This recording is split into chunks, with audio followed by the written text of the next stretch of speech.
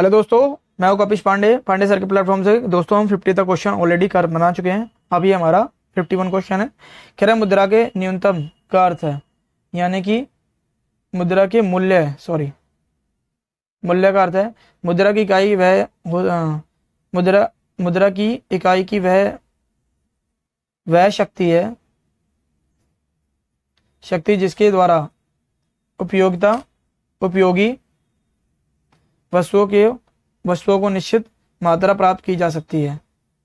एक तो पहला ऑप्शन हो गया, यानी मुद्रा की इकाई, यानी कि वो है कि उपयोगी वस्तुओं को निश्चित मात्रा में प्राप्त किया जा सकता है। बिल्कुल सही है। क्रय शक्ति यानी खरीदने की पावर है।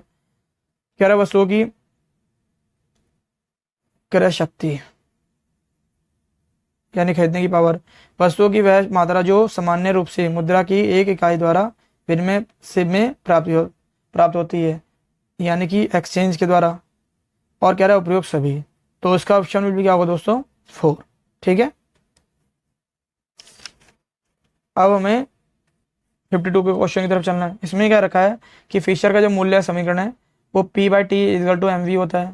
सेकंड ऑप्शन है P into M V minus equal to T, या P multiply T equal to M V, P equal to M V multiply T. तो इसका ऑप्शन भी लिखा होगा दोस्तों 3rd। ये P multiply T equal to M V होता है। ये फिशर ने दिया है, ध्यान रखना। फिशर का जो मूल समीकरण है वो हमारा यही होगा 3rd, क्योंकि इसमें क्या रहा है कि मुद्रा के दो रूप होते हैं, जैसे सिक्के या जो लेटर हेड होता है, यानी कि वो जैसे बॉन्ड कहते हैं या क्रेडिट मनी कहते हैं। इन्होंने मतलब ये देखा है। और इसका जो विस्तृत रूप है P मल्टीप्लाई टी, ये हमारा होता है एम वी प्लस में एम वी एम वन और एम वी। इसका ये फुल फॉर्म है इसके। इसमें क्या रखा है, यदि मुद्रा की मात्रा दुगनी कर दी जाए, यानी मनी की मात्रा है वो दुगनी कर दी जाए, अन्य बातों समान रहने पर भी मुद्रा मूल्य भी पहले की तुलना में दुगने हो जाएंगे और मुद्रा का मूल्य पहले की तुलना में आधा हो जाएगा। इसके विपरीत यदि मुद्रा की मात्रा आधी रह जाए तो अन्य बातें समान रहने पर मूल्य भी पहले की तुलना में दुगना हो जाए। तो ये पंक्तियां जो लिखी गई हैं किसके द्वारा लिखी हैं? इरविंग फिशर के द्वारा, टैसिंग, मिल या मार्शल के द्वारा। तो इसके दोस्तों इसका फर्स्ट ऑप्शन है इरविंग फिशर के द्वारा ये लिखी गई है। कह रहे कैम्ब्रिज या अथवा नगद शेष समीकरण के प्रमुख प्रतिपादक हैं, मार्शल है या मिल है, केन्स है या फिशर है। तो इसके प्रतिपादक कौन है? मार्शल। ध्यान रखना, कैम्ब्रिज की जगह या तो नगद शेष समीकरण। निम्न समीकरण बतलाने वाले थे P इक्वल टू के आर, ये दोस्तों के आर अपॉन में V। P ये P इक्वल टू ये मार्शल है, मिल है, पीगू है या केंज है। तो इसका ऑप्शन विल भी क्या होगा दोस्तों? पीगू है। ठीक है, पीगू ने इसको वो दिया है। इसका दोस्तों जैसे P क्या है, हमारा मुद्रा की परचेजिंग पावर है। और कह रहा है किसी ये एक विशेष वस्तु में वास्तविक आय को रिप्रेजेंट करता है। ठीक है, के जो हमारा क्या है वो हमारी रियल इनकम को रिप्रेजेंट करता है। ठीक है,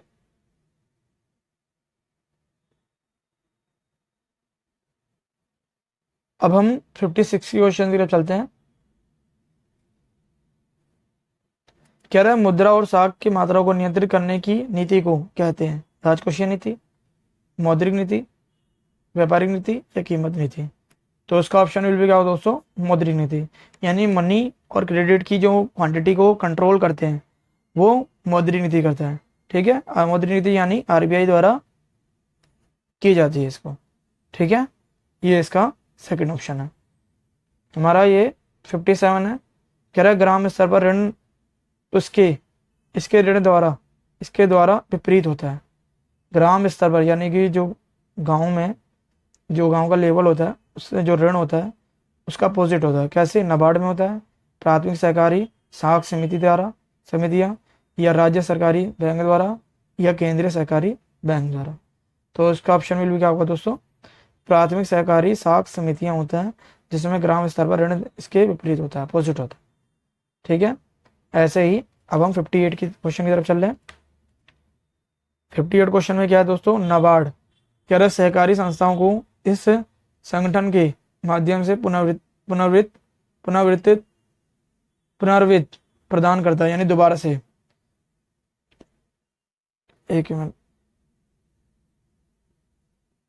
पुनर्वित्त, हाँ, दोबारा से स्टार्ट करता है।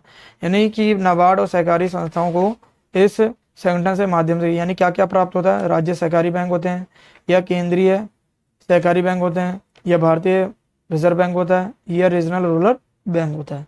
तो इसका ऑप्शन विल भी क्या होगा दोस्तों, राज्य सहकारी बैंक होते हैं।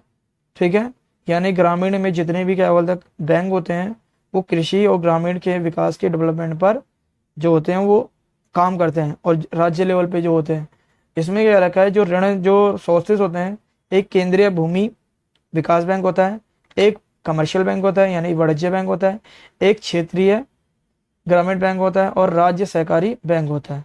ठीक है, इसकी जो स्थापना है, ये जो ग्रामीण जो विकास की जो नाबार्ड की जो स्थापना है, यानी कि जो नाबार्ड लेवल में, ये हमारी शायद 19 जुलाई 1982 में हुई थी नाबार्ड की स्थापना। ठीक है, नाबार्ड भी हमारा ग्रामीण सहकारी बैंक का ही काम करता है। अब हम 59 कह रहे तुलनात्मक लागत यानी कंपैरेटिव कॉस्ट सिद्धांत यानी थ्योरी किसने दी थी, वस्तु उत्पादन ने, वस्तु विक्रय में, देशी व्यापार में, या अंतर्राष्ट्रीय व्यापार में। तो ये इंटरनेशनल ट्रेड में इन्होंने दिया था, ये रिकार्डो ने दिया था, ध्यान रखना, तुलनात्मक जो लागत है ये रिकार्डो ने दिया था। ठीक है, ये इन्होंने कहा था लागतों में कह रहे हैं कि निरपेक्ष लागत नहीं बल्कि तुलनात्मक लागत, तुलनात्मक अंतर जो दोनों देशों के बीच में होता है वो व्यापार के संबंध को डिसाइड करता है यानी निर्धारित करता है। ठीक है, और लागत भी क्या होती है, सबकी अलग अलग होती है। ठीक है, अब हम अगले क्वेश्चन की तरफ चलते हैं अपने, जो हमारा दे रखा है 60, कह रहा है अंतर्राष्ट्रीय व्यापार में पारस्परिक मांग के संबंध प्रतिपादक थे, कौन थे, जेएस मिल थे, रिकार्डो थे, पीगू थे, या रॉबिन्सन थे। तो ये हमारे जेएस मिल थे जिन्होंने इंटरनेशनल व्यापार के जो पारस्परिक यानी एक दूसरे के जो मांग थी जो उसके सिद्धांत को प्रतिपादित किया था। किसने किया था, जेएस मिल ने किया था। ठीक है, लियोनटिफ विरोधाभास का जो संबंध है वो किससे है, तुलनात्मक लागत सिद्धांत, अभी मैंने आपको बताया कि तुलनात्मक लागत सिद्धांत रिकार्डो ने दिया था, ये रहा ऊपर जो मैंने अभी आपको बताया था यहाँ पर। ठीक है, तो पहला तो फॉल्स हो गया, गलत है। क्रय टैक्सली समता सिद्धांत, ये भी नहीं दिया। क्रय शक्ति यानी कि परचेजिंग पावर इक्विटी सिद्धांत, ये भी नहीं दिया था। हैशर और हॉलिन ने सिद्धांत ने लियोनटिफ का विरोधाभास दिया था। तो ऑप्शन विल भी क्या होगा दोस्तों, 4। इन्होंने यानी कि जो इनका पहला जो सिद्धांत आया था लियोनटिफ का, ये आया था 1951 में आया था। ठीक है, और इसने इन्होंने कहा था कि जिस देश में सापेक्ष यानी अधिक पूंजी होगी वह पूंजी गहन वस्तुओं का निर्यात करेगा। और इन्होंने ये जो इकोनॉमिक्स हैं ये अमेरिका से संबंधित इन्होंने निष्कर्ष दिए थे। हैशर, ऑलिन और सिद्धांत को पूरी तरह से विरोध में थे उसके। ठीक है, विरोधाभास का मतलब विरोध में, अपोजिट में। भुगतान शेष के असंतुलन की स्थिति में यह अवस्था होती है, निर्यात ज़्यादा होता है आयात से, निर्यात प्रोपोर्शनेट होता है आयात से यानी अपोजिट होता है, निर्यात नॉट इक्वल टू आयात, उपयोग सभी। तो ऑप्शन विल भी क्या होगा दोस्तों, फर्स्ट। भुगतान शेष यानी बैलेंस ऑफ पेमेंट कब हो सकता है, जो अनबैलेंस है उसको बैलेंस करने के लिए जितना हम निर्यात करेंगे, जितना हम एक्सपोर्ट करेंगे और इंपोर्ट को कम करेंगे तभी हमारा बैलेंस हो सकता है। तो इसका ऑप्शन विल भी क्या होगा दोस्तों, फर्स्ट। ठीक है, अब हम 63 की क्वेश्चन की तरफ चलें। प्रतिकूल भुगतान यानी कि जो बैलेंस ऑफ पेमेंट है अपोजिट उसका, इंपोर्ट ज़्यादा होगा एक्सपोर्ट कम होगा, इंपोर्ट बराबर एक्सपोर्ट होगा, इंपोर्ट प्रोपोर्शनेट यानी कि इंपोर्ट अपॉन में जो एक्सपोर्ट है ये, या उपयोग सभी। तो ऑप्शन विल भी क्या होगा दोस्तों, इसका 4 होगा। यानी अगर इंपोर्ट ज़्यादा होगा तो जाहिर सी बात है अपोर्ट जो बैलेंस ऑफ पेमेंट है वो अपोजिट होगा। अभी मैंने आपको बताया कि एक्सपोर्ट यानी निर्यात जितना हम करेंगे और इंपोर्ट यानी आयात जब जितना कम करेंगे उतना हमारा बैलेंस ऑफ पेमेंट जो अनबैलेंस है वो बैलेंस हो जाएगा। अब हम अपोजिट में हमें बताना है कि जब प्रतिकूल, इसका अपोजिट क्या होगा, यानी इंपोर्ट जितना होगा उतने हमारे लिए भुगतान शेष जो होगा वो ज़्यादा होगा। ठीक है, एक्सपोर्ट कम कर रहे हैं, यहाँ इंपोर्ट और एक्सपोर्ट जब दोनों बराबर होंगे तो जाहिर सी बात है बैलेंस ऑफ पेमेंट हो ही नहीं पाएगा। और इसका अपोजिट यानी इंपोर्ट अगर ज़्यादा होगा एक्सपोर्ट से तो तब भी हमारे नुकसान है। तो ये हमारे फोर्थ ऑप्शन होगा, ये तीनों ही सही है। ठीक है, अब हम अगले क्वेश्चन अपने 64 की तरफ चलते हैं। कह रहे सह संबंध का अभिप्राय चरों में, कह रहे चरों में कारण व परिणाम संबंध होना चाहिए, चरों में साथ साथ परिवर्तन होना चाहिए, चरों में पारस्परिक निर्भरता का पाया जाना और उपयोग में से कोई नहीं। तो ये हमारा होगा 64 का थर्ड। कह रहा चरों में परस्परिक यानी एक दूसरे से डिपेंडेंसी होती है, यानी डिपेंडेंट होते हैं। ठीक है, सहसंबंध में यानी कोरिलेशन में, ध्यान रखना कोरिलेशन मतलब होता है, मैंने आपको बताया कोरिलेशन मतलब ये होता है कि जैसे कॉम्बिनेशन, दो वस्तुओं का कॉम्बिनेशन होता है, इसमें पॉजिटिव रिलेशन ऐसे कोरिलेशन होता है। ये स्टैटिक्स का 11th क्लास की जो हमारी है सांख्यिकी का क्वेश्चन है। ये विनिमय दर को ऊंचा रखने या टकाने मतलब ऊपर रखने का अर्थ है मुद्रा का अवमूल्यन, विमुद्रीकरण, मुद्रा का अधिमूल्यन या निर्यात बढ़ाना। विनिमय दर को ऊंचा रखने का इसका मतलब ये है कि मुद्रा का अधिमूल्यन, इसमें ये रखा है कि जैसे विनिमय दर को जितना हम ऊंचा रखेंगे मुद्रा अधिमूल्य ज़्यादा होगा। क्यों होगा? क्योंकि ऐसी स्थिति में देश की मुद्रा का मूल्य अन्य देशों की मुद्रा की तुलना में अधिक हो जाती है, जबकि विदेशी विनिमय दर को नीचा रखने का अर्थ मुद्रा का अवमूल्यन होता है। अवमूल्यन मतलब जितना हम नीचे रखेंगे जाहिर सी बात है हमारा यानी रुपीज़ की वैल्यू कम होगी, इसीलिए हम ज़्यादा रखेंगे तो उतना हमारे लिए बेनिफिट होगा आगे के लिए। तो ऐसी स्थिति में देश की मुद्रा का मूल्य अन्य देशों की मुद्राओं में तुलना में कम हो जाता है, इसीलिए हम उसको अधिक रखते हैं। वर्ल्ड बैंक का जो अर्थ है अंतर्राष्ट्रीय मुद्रा कोष, अंतर्राष्ट्रीय पुनर्निर्माण का विकास बैंक, एशियन विकास बैंक या विश्व व्यापार संगठन। ठीक है, तो इसका ऑप्शन विल भी क्या होगा दोस्तों? सेकंड, इंटरनेशनल पुनर्निर्माण एवं विकास बैंक, इसी को वर्ल्ड बैंक का अदर नेम है, इसका ध्यान रखना चीज़ को।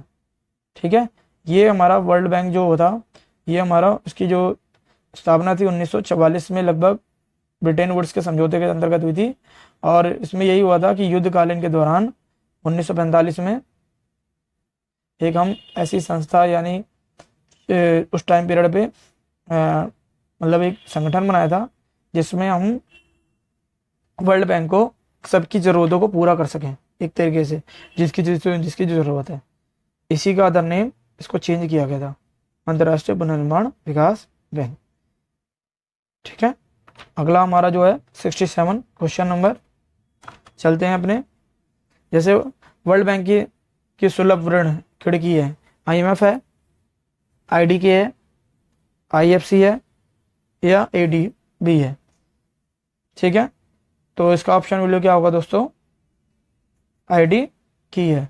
IDK यानी कि वर्ल्ड बैंक के जो नरम यानी कि जो नॉर्मल जो ऋण है, नॉर्मल ऋण यानी जो लेते हैं वर्ल्ड बैंक से, उसी को हम IDK कहते हैं। ठीक है, इसमें ये कर रखा है कि ऋणों से संबंधित जो भी चीज़ें गरीब सदस्य हैं हमारे, उनको मतलब कर्जे यानी लोन देना उनको, और लोन देंगे तो उससे क्या होगा? ऋणों को जब भी देते हैं उसको हम क्रेडिट कहते हैं। ठीक है, इंटरनेशनल डेवलपमेंट फुल फॉर्म में भूल गया हूँ, एक्चुअली अभी याद नहीं है, आप मुझे कमेंट में लिख के जरूर बताना इसका फुल फॉर्म क्या होता है। ठीक है, वर्ल्ड व्यापार संगठन यानी कि जो वर्ल्ड ट्रेड ऑर्गेनाइजेशन क्या है, अंतर्राष्ट्रीय मुद्रा कोष का एक अंग है, संयुक्त राष्ट्र संघ का एक अंग है, अमेरिकी व्यापार संगठन है, गैट सदस्यों द्वारा स्थापित एवं अंतर्राष्ट्रीय व्यापार संगठन है। तो इसका ऑप्शन विल भी क्या होगा दोस्तों? ये फोर्थ है, यानी गैट है। गैट सदस्यों द्वारा स्थापित अंतर्राष्ट्रीय व्यापार संगठन है, एक वर्ल्ड व्यापार जो संगठन है। ठीक है, अब हम 69 की तरफ चलते हैं। कह रहे हैं अंतर्राष्ट्रीय मुद्रा कोष विश्व बैंक के सुरक्षा कारणों से अपनी वार्षिक बैठक की तिथि को टाला जा सकता है। तो दिसंबर कब मतलब टाला था, कब टाला था? दिसंबर 2000 में, अक्टूबर 1991 में, सितंबर 2001 में, जुलाई 2001 में। तो इसको जब टाला था सितंबर 2001 में टाला था। ठीक है, अगला क्वेश्चन हमारा 70 क्वेश्चन है जो हम चल रहे हैं अपने क्वेश्चन। कह रहा है अंतर्राष्ट्रीय तरलता में सम्मिलित किए जाते हैं केवल स्वर्ण कोष, केवल डॉलर और पाउंड कोष, सभी मुद्रा का कोष या समस्त साधन जिनसे अंतर्राष्ट्रीय भुगतान दिया जा सके। ठीक है, तो इसका ऑप्शन बिल्कुल क्या होगा दोस्तों, 4 होगा, क्योंकि सभी देशों की जब करेंसी शामिल होगी तभी वो एक दूसरे से ट्रांजैक्शन या लेन देन या व्यापार को बढ़ा सकते हैं। क्योंकि पहले ये होता कि सिर्फ 2-3 डॉलर को ही मतलब ज़्यादा प्रेफरेंस दिया जाता था, जिससे क्या वो बोलते हैं कई देश उसमें बंदिश में थे। अब जब ये हुआ कि सभी देशों को मौका मिल गया तो अपनी करेंसी, अपने वो चीज़ें जिस हिसाब से टर्म कंडीशन है उसको वो फुलफिल करके और अपनी ज़रूरतों के हिसाब से मतलब लिक्विडिटी को बढ़ा भी सकते हैं और निकाल भी सकते हैं, या किसी देश की करेंसी की जो ज़रूरत है वो अपने अकॉर्डिंग उसको ले सकता है। ठीक है, ऐसे ही 71 क्वेश्चन जो है हमारा, प्रोफेसर पीटी बावर के अनुसार आर्थिक विकास का प्रमुख सूचक है ऊंची प्रति व्यक्ति आय, या तेजी से बढ़ती जनसंख्या, तेजी से बढ़ती कीमतें, या तेजी से बढ़ती बेरोजगारी। तो ऊंची प्रति व्यक्ति आय, और जितनी हाई मतलब पर कैपिटल इनकम होगी उतना देश हमारा विकास करेगा, उतनी तेजी से विकास करेगा। ठीक है, मतलब पर व्यक्ति की इनकम अगर ठीक होगी तो जाहिर सी बात है तो देश की इनकम भी ठीक होगी, यानी देश की जीडीपी भी ठीक होगी, और जब जीडीपी ठीक होगी तो जाहिर सी बात है देश हमारा डेवलपिंग से डेवलप में चेंज हो जाएगा। नेल्सन ने निम्न स्तर पर संतुलन ट्रैप के सिद्धांत में 3 समीकरण प्रस्तुत किए हैं, निम्नलिखित हैं। नहीं है, इन्हें कह रहा है कौन सा नहीं है, तो कौन सा नहीं है ये देखना है। आय के निर्धारक का समीकरण है, निवेश समीकरण है, जनसंख्या का समीकरण है, या पूर्ण रोजगार का समीकरण है। पूर्ण रोजगार इस समीकरण तो हो ही नहीं सकता। ठीक है, ये तीनों तो हैं इसमें नेल्सन के, लेकिन ये इसका पार्ट नहीं है। रोडन ने अपने विराम के सिद्धांत में 3 प्रकार के अविभाज्यताओं और विशेषताओं का वर्णन किया है। उत्पादन फलन की अविभाज्यताएं, मांग की अविभाज्यताएं, वस्तुओं की पूर्ति की अविभाज्यताएं, उपरोक्त सभी। तो ये उपरोक्त सभी आएगा। क्यों आएगा, क्योंकि इसमें विकास के सिद्धांत में 3 प्रकार के सिद्धांत की चर्चा की गई है। आप चाहे नेट पे चेक कर लेना। उत्पादन के संबंधित जो अविभाज्यताएं होती है, या मांग से संबंधित अविभाज्यताएं होती हैं, या वस्तुओं की आपूर्ति की अविभाज्यताएं होती हैं, ये तीनों संबंधित रोडन ने अपने आप में इनको सिद्धांत दिया था। ठीक है, ऐसे 74 पूंजी की कमी अल्प विकसित देशों में उत्पादकता स्तर के नीचे होने वाला है। तो क्या होने वाला है, कारण है या परिणाम में है, या कारण परिणाम दोनों है, या कारण है और परिणाम नहीं है। तो इसका ऑप्शन बिल्कुल क्या होगा दोस्तों, 3rd। अगर पूंजी की कमी होगी अल्प विकसित देश यानी जो अनडेवलपिंग कंट्री है, उसकी जो प्रोडक्शन में नीचे में होने की स्थिति होगी, यानी नीचे उसका लेवल नीचे गिरने की, तो क्या होगा, रीजन भी और परिणाम ये दोनों होंगे। ठीक है, अगला क्वेश्चन हमारा है 75। कह रहा है प्रोफेसर रोस्टोव ने आर्थिक विकास की प्रक्रिया को निम्न अवस्थाओं में बांट दिया। 2 में बांटा, 3 में बांटा, 4 में बांटा, या 5 में बांटा। पहला दूसरा है, दूसरा तीसरा है, तीसरा चौथा है, चौथा पांचवा है। तो इसका ऑप्शन विल भी क्या होगा दोस्तों, इन्होंने 5 अवस्थाओं में बांटा है दोस्तों। कितने में बांटा है, 5 अवस्थाओं में बांटा है। पहला इन्होंने जैसे बोला है कि परंपरागत समाज होना चाहिए हमारा। दूसरा बोला जो हमारी जो आत्म सुपूर्ति की पूर्व की अवस्था होनी चाहिए। तो तीसरा बोला आत्म सुपूर्ति की अवस्था होनी चाहिए। चौथा बोला परिपक्वता की अवस्था होना चाहिए, यानी मैच्योरिटी की होनी चाहिए। और अत्यधिक उपभोग की अवस्था होनी चाहिए, यानी 5 इन्होंने अवस्थाएं दी हैं, ध्यान रखना। कह रहा है भारत के मिश्रित अर्थव्यवस्था की स्थापना की घोषणा सबसे पहली बार किस औद्योगिक नीति वक्तव्य से की गई थी। सन 1942 में की गई थी, सन 1948 में, सन 1956 में, या सन 1960 में। सन 1948 में भारत में मिश्रित अर्थव्यवस्था की स्थापना की घोषणा के लिए पहली बार इंडस्ट्रियल सेक्टर को, जो इंडस्ट्रियल पॉलिसी है, वो व्यक्त किया गया था। वक्तव्य यानी बात को बताया गया था। सेकंड ऑप्शन होगा। कह रहा भारत की प्रथम पंचवर्षीय योजना आर्थिक विकास के किस मंडल पर आधारित थी। प्रोफेसर पीसी महालोनोविस, मॉडल पर प्रोफेसर ए के सेन मॉडल पर, प्रोफेसर मोहन सिंह मॉडल पर, प्रोफेसर हेराड और डोमर मॉडल पर। तो ऑप्शन विल भी क्या होगा दोस्तों 4। अभी ये हाल फिलहाल के मतलब जो पीजीटी इकोनॉमिक्स अभी झारखंड में हुआ था उस पर ये आया था कि हमारी जो प्रथम पंचवर्षीय योजना है वो किस मॉडल पर आधारित है, तो वो हेराड और डोमर मॉडल पर आधारित है। ठीक है, ध्यान रखना। और जबकि जो द्वितीय पंचवर्षीय योजना है वो पीसी महालोनोविस मॉडल पर आधारित है, ध्यान रखना। क्या रहा भारत की पंचवर्षीय योजनाओं के दौरान पूंजी उत्पादन अनुपात है कम हो रहा है, बढ़ता रहा है, या परिवर्तन हो रहा है, या प्रभावित नहीं हो रहा है। तो इसका ऑप्शन विल भी क्या होगा दोस्तों, बढ़ता रहा है। ठीक है, क्योंकि पंचवर्षीय योजना के दौरान जो पूंजी उत्पाद है यानी कैपिटल प्रोडक्ट वो हमारा रेशियो उसका बढ़ रहा है। भारत की वर्तमान जनसंख्या है लगभग, अभी तो देखा जाए ये प्रीवियस ईयर के लगभग क्वेश्चन है, कहीं ना कहीं मैंने उठा के इसको लिखे हैं, नोट्स बनाए हैं, लेकिन आज की डेट में हमारा लगभग 160 करोड़ से समथिंग ऊपर है हमारे देश, यानी 100 करोड़ से इसका ऊपर है हमारी ज़्यादा है जनसंख्या। भारत में विद्युत क्षेत्र का सबसे पुराना उद्योग सूती उद्योग है, ऊनी कपड़ा है, लोहा इस्पात है, या कागज है। तो इसका ऑप्शन विल भी क्या होगा दोस्तों, सूती कपड़ा। यानी बड़े लेवल पे जो क्षेत्र है सबसे पुराना उद्योग भी यही इसी को कहते हैं। ठीक है, ध्यान रखना। जो हमारा उद्योग सेक्टर है वो 14% है, जीडीपी का जो 2.4 है, और लगभग आज भी हमारे देश में सूती कपड़ा उपयोग यूज बहुत ज़्यादा होता है। भारत का सबसे बड़ा राष्ट्रीयकृत बैंक आरबीआई है, यानी कि भारतीय रिजर्व बैंक, भारतीय state bank SBI, bank of India BOI, या central bank of India CBI. तो इसका ऑप्शन विल भी क्या होगा दोस्तों, state bank of India SBI.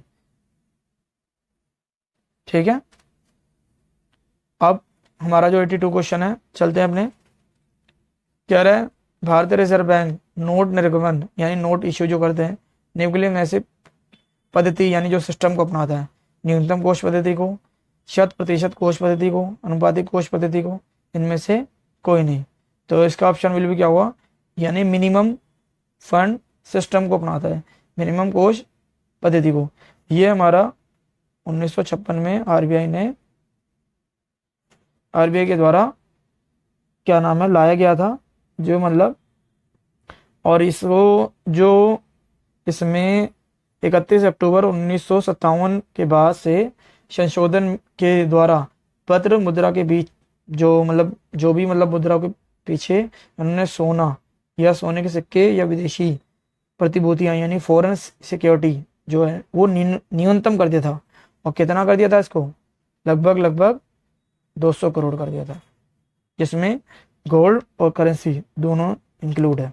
ठीक है, भारत का एक सिक्योरिटी प्रेस या करेंसी नोट प्रेस कहा जाता है, कहाँ स्थित है, अहमदाबाद में। यानी भारत का जो सिक्योरिटी प्रेस या करेंसी प्रेस कहाँ स्थित है, अहमदाबाद में, या नेपा नगर में, नागपुर में, या नासिक में।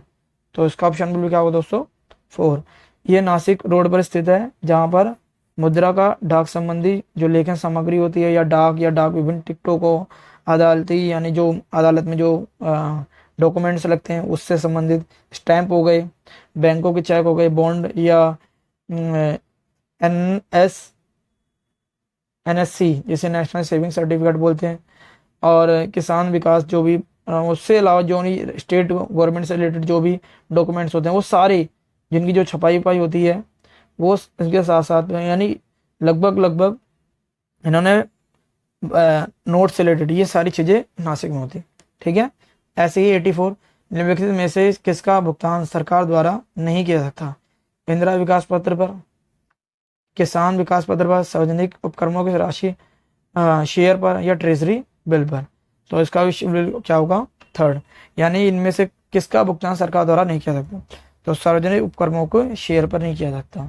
ठीक है, 85 के निम्नलिखित में से कौन सा यूनिट ट्रस्ट ऑफ इंडिया से संबंधित है, तो ट्रस्ट ऑफ इंडिया से कौन सा संबंधित है, तो ये फर्स्ट ऑप्शन होगा, क्योंकि केन गंगा ही से ही रिलेटेड है, ना कि मास्टर शेयर से है, मास्टर गेन से भी नहीं है, ग्रैंड मास्टर से भी नहीं है। तो इसका ऑप्शन वैल्यू क्या होगा दोस्तों, फर्स्ट।